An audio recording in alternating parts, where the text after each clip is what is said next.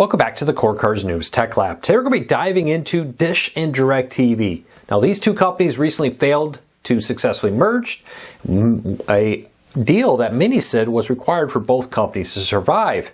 Dish is running out of money, DIRECTV's future is definitely in question, so what's going to happen now? Will they both declare bankruptcy this year? Will one of them? Can they find a way to make a deal work? We're going to break down everything we know about what's happening with the DIRECTV and Dish merger, or I should say, in a post-merger world.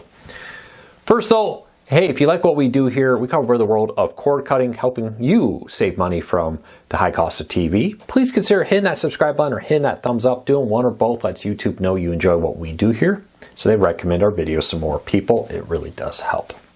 Alright, so let's back up a little bit. Late last year, Dish and DIRECTV reached a deal for DIRECTV to buy Dish and Sling TV for $1 plus all the massive amount of debt it had. It required Dish's creditors to agree to the deal, to transfer the rights of the debt from Dish to DIRECTV. Several debtors refused, killing the deal, and DIRECTV backed out. Now, there are reports that they're still considering a possible way to make this happen, but it's very unlikely right now. It would require some type of deal that creditors would be happy with, and so far creditors don't seem to. What has been reported as part of the problem here is the fact that Dish has a lot of other assets. That if Dish would ever go under and the creditors wanted to try to seize assets and get money from another way, Dish has all of its wireless and all that to pull from, where DIRECTV is now being sold and no longer has ties to ATT. The investment firm there is taking 100% control over DIRECTV later this year. That reportedly was part of the problem. The lack of assets in the new company to cover any potential defaults if they wanted to go after it. But this puts both companies in a tough spot. Dish did successfully at the last minute work out a deal with some creditors to get enough income to get through another year into late 2025. But this puts them in a position where they have to find a way to do something between now and 2025, or they're just going to be out of luck. They're going to have to declare bankruptcy, something many people have been considering and something even Dish has warned about as it's trying to find creditors and new investors. DIRECTV, on the other hand, is AT&T is done with. They're selling the remaining shares of that AT&T has in Dish to TPG, the investment firm that owns a minority stake and soon to own 100% of the company. That was part of a bigger deal to buy Dish that never became a reality. So what's the future of Dish? For now, they seem to be in a little bit better position than Dish. Dish has a lot of debt related to its build out of 5G home or 5G wireless services as it tries to become a major competitor in the wireless phone market. DIRECTV, though, now does not have the assets of AT&T to pull from. It's a completely independent service here in the near future.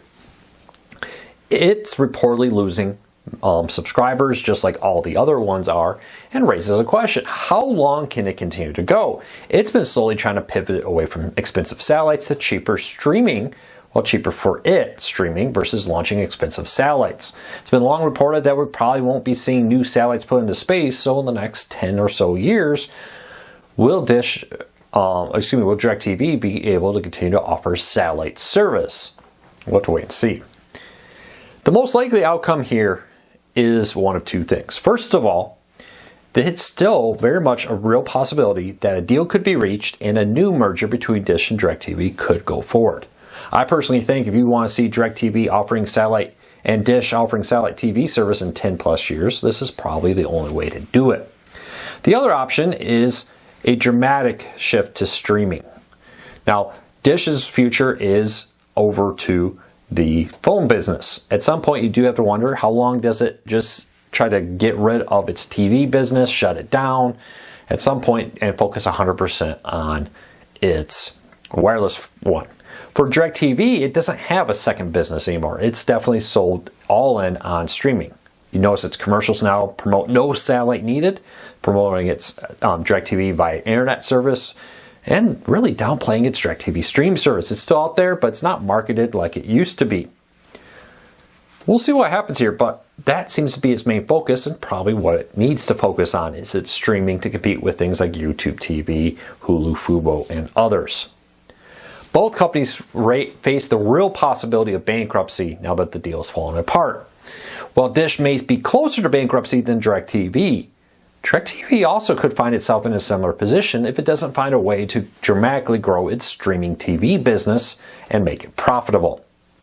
They've been doing that by trying to diversify by offering a free TV service and aggressive marketing to attract new customers. Will that become a reality? Your guess is as good as mine. Watch for both companies to be on bankruptcy alert in 2025, though at the earliest, it's probably the very end of 2025, we'll see Dish at the earliest maybe declare bankruptcy.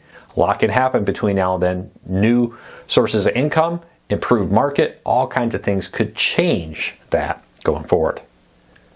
Well, that's it for today. I hope you liked this video. If you do, hit that subscribe button, hit that thumbs up. We would really appreciate it. Until next time, take care, be safe. We'll be back again real soon.